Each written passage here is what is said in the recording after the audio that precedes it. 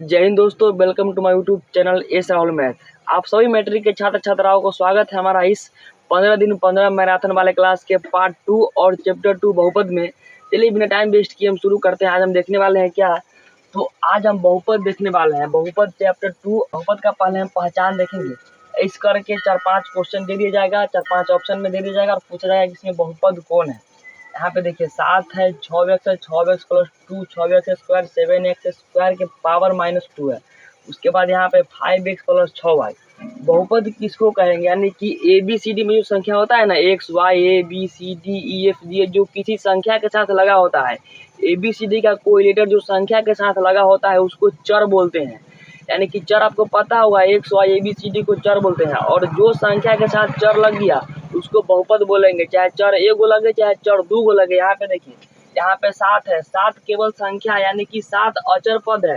और यहाँ पे 6x है, तो यहाँ पे हमारा 7 बहुपद नहीं होगा। यहाँ पे 6x यानी कि किसी संख्या के साथ x लगा हुआ है, तो ये हमारा क्या है, बहुपद है। यहाँ पे 6x प्लस 2 ये भी बहुपद है। यहाँ पे 6x स्क्वायर ये भी बहुपद है। स्क्वायर हो सकता है, चर का स्क्वायर क्यूब जितना पावर हो सकता है, लेकिन पावर उसका माइनस में नहीं होना चाहिए। यहाँ पे पावर है 7x के पावर -2 है, यानी कि पावर माइनस में नहीं होना चाहिए, तो ये बहुपद नहीं होगा। उसके बाद यहाँ पे 5x प्लस 6y ये भी बहुपद है, क्योंकि यहाँ एक चर x है और यहाँ एक चर y है, यानी कि दोनों चर अलग अलग है, तो ये भी बहुपद हो सकता है। अब यहाँ पे बहुपद का कुछ प्रकार पूछा जाता है ऑब्जेक्टिव में। यहाँ पे रैखिक बहुपद, यानी कि जोन बहुपद में एगो चर होगा, जोन बहुपद में एगो चर होगा उसे रैखिक बहुपद कहते हैं।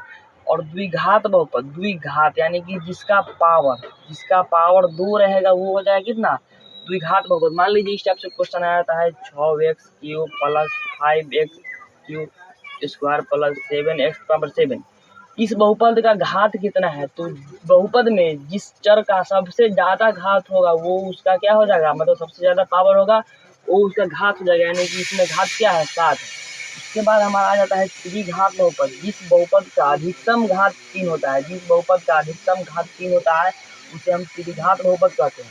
द्विघात बहुपद का व्यापक रूप भी कभी कभी पूछ लिया जाता है, तो द्विघात बहुपद का व्यापक रूप हमारा हो जाएगा ax square plus bx plus c।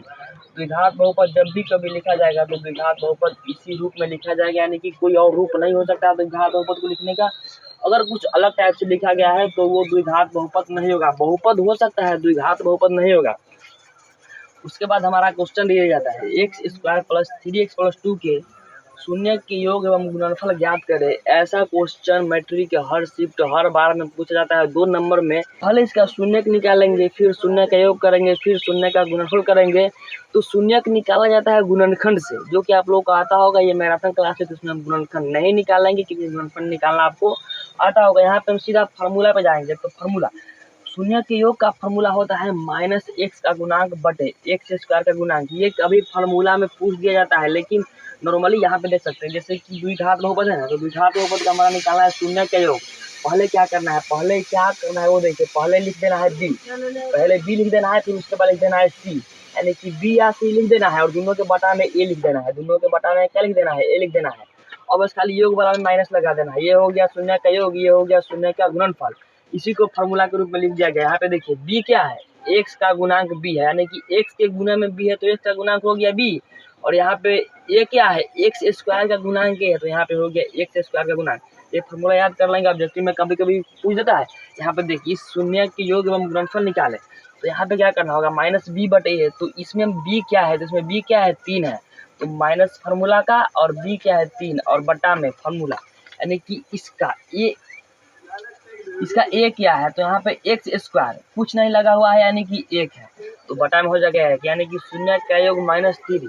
उसके बाद क्या निकालना है, शून्य का गुणनफल। शून्य का गुणनफल क्या है, c बटे a। तो पहले हम c क्या है, c 2 है, उसके बाद फिर इसका क्या हो जाएगा, 1 ही होगा, ये 2 बटा 1, यानी कि शून्य का योग -3 और शून्य का गुणनफल 2।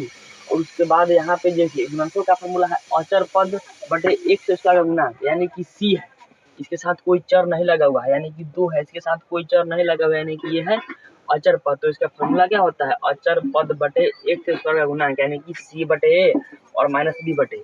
उसके बाद यहाँ पे क्या है, द्विघात बहुपद निकालने का फॉर्मूला आपको पूछ देगा। जैसे कि द्विघात बहुपद के शून्य का योग और शून्य का गुणनफल दे देगा। उसके बाद पूछेगा कि द्विघात बहुपद निकाले, द्विघात बहुपद निकालने का फॉर्मूला होता है, द्विघात बहुपद बराबर होता है एक्स स्क्वायर माइनस मूलों का योग इंटू एक्स स्क्वायर माइनस मूलों का योग इंटू एक्स प्लस मूलों का गुणनफल बराबर 0। कुछ नहीं करना है, फॉर्मूला ध्यान में रखना है। उसके बाद क्या करना है, अगर ये सब्जेक्टिव में पूछता है यानी कि 2 नंबर वाला पूछता है तो इतना तामझाम करना पड़ेगा। अगर सब्जेक्टिव में नहीं पूछता, ऑब्जेक्टिव पूछता है तो क्या करना है, सबसे पहले एक्स स्क्वायर लिख देना है, माइनस लिख देना है और मूलों का योग कितना है हमारा, मूलों का योग 3 है, 3 लिख देंगे क्योंकि यहाँ पे माइनस है तो माइनस के बस जस्ट बगल में माइनस लिखे हैं तो ब्रैकेट लगा के लिखेंगे तो माइनस 3 लिख देंगे। उसके बाद यहाँ पे क्या है एक्स और प्लस है तो प्लस का चिन्ह देंगे। मूलों का गुणनफल क्या है, मूलों का गुणनफल कितना है 2। बस ये हमारा हो गया x square minus minus plus 3x plus 2, ये हमारा बहुपद निकल के आ गया। यहाँ पे यही है बहुपद, x square plus 3x plus 2, x square plus 3x plus 2, यानी कि इस बहुपद के शून्य का योग गुणनफल फॉर्मूला से निकालेंगे। उसके बाद अगर शून्य का योग गुणनफल दे दिया जाए तो यहाँ पे हम उसका बहुपद भी निकाल सकते हैं। और मूल और शून्य दोनों एक ही चीज को कहते हैं, शून्य को ही मूल कहते हैं और मूल को ही शून्य कहते हैं।